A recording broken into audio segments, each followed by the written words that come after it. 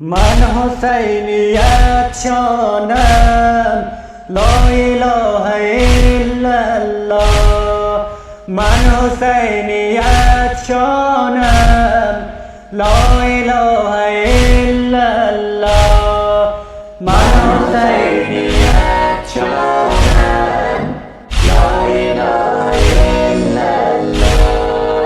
من حسینیت شانم لا اله الا الله. آب را بر روی من ای ستمگران بستید، قلبی آل اسمت را از ره جفا خستید. کودکان زهرا را دل ز کینه بشکستید.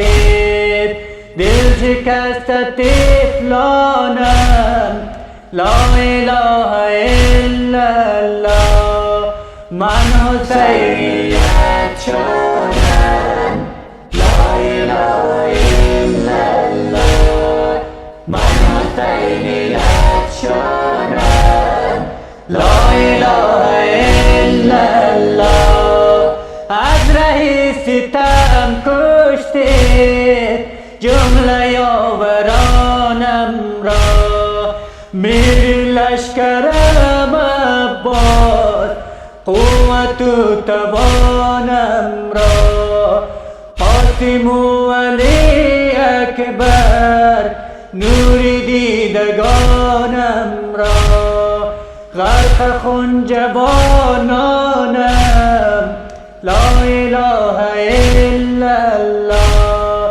من حسینیت شانم لا اله الا الله.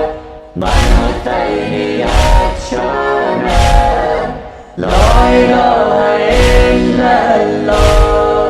جمله عزیزانم گشت غرق خون یکسر، افتاده در میدان جسم پاکشان به سر. خود تیر بر حلقه شیر خارم اسخر. شد خزان گلستانم لا اله الا الله.